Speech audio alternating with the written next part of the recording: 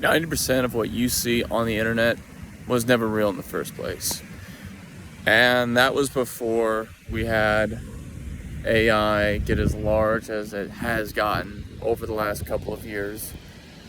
And the reason is this: people have the ability to change the perception and the angles of their life and their lifestyle through social media, through editing videos, through showing themselves and their bodies and their physiques in the absolute best lighting.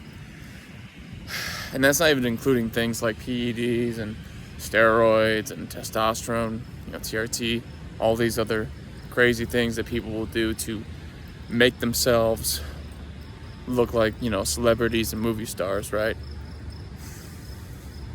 But the point is that, 90% of everything you see on the internet, it's really just, it's a never-ending cycle of you trying to find something that's actually valid.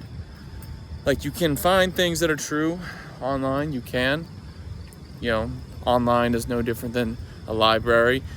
The issue is that there's just so much more information, and there is a lot of categories, and there's a lot of, individuals and search engines that influence what is shown to you when you look up certain content. Like, for example, if you were to go ahead and look up on YouTube, how do I gain as much muscle as reasonably possible for a person who's a natural lifter? Instead of you being given a short little 5-minute video explaining that you need to do compound lifts through progressive overload, and you need to make sure you're getting uninterrupted sleep, and you need to make sure you're just, eating more protein than you normally do, that it should take 5 minutes to explain. You are given a plethora of topics and long form videos that are sponsored and are, paid for to be shown to you. And it's a never ending cycle. So when you're on the internet, be very, very picky with the videos you choose to see, because every single time you watch a video, it makes it more likely that someone else is going to see that video.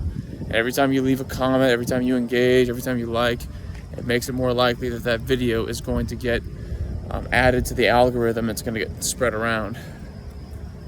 But if you're out there in the world and you're just trying to find stuff that's real, honestly, you should probably just go ahead and try and find that stuff in real life. But I get it. It can be hard to do that. I'm still adjusting to being out of the military, and I'm still adjusting to trying to connect with people. It's honestly pretty hard, I thought I would stay in the military for my whole life, and I really do mean that. Like, a lot, I understand a lot of people say that when they, sign up. They're like, oh yeah, I'll be in the military 20 years, get that pension. But clearly, that's what most people think when they enlist, usually. I thought that was gonna be me. I was super motivated, I was super gung-ho. I was always about it, I was always about getting after it and learning, being the best I could potentially and possibly be. But it didn't last. And, I transitioned from active duty into the reserves. And I thought maybe that the reserves could be my plan B to stay a member of the military, at least, for drill and potentially go on deployments. But I just didn't get into the unit that I needed to be in. And, I don't really hold it against that unit. They just have a different culture. And I just couldn't really adapt to their culture. It is what it is. I'm moving on. But I get it. It's hard to exist in the real world. It's hard to be real and talk to people. It takes so much freaking consistent, consecutive effort to go into a coffee shop and make conversation with people. It's hard. It's awkward because everyone is on these freaking devices, phones. Phones are like absolutely prevalent in our society today, and they cause so many issues. They really do, right? But the point of this little short video is don't believe everything you see on the internet. Really, really don't.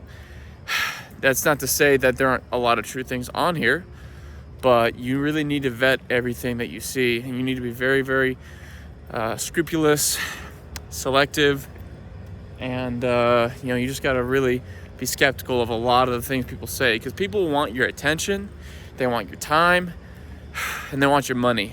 Okay, once you figure that out, you're able to pretty quickly tell if someone's out there to just take you for a ride, or if they actually have something of worth and value to tell you.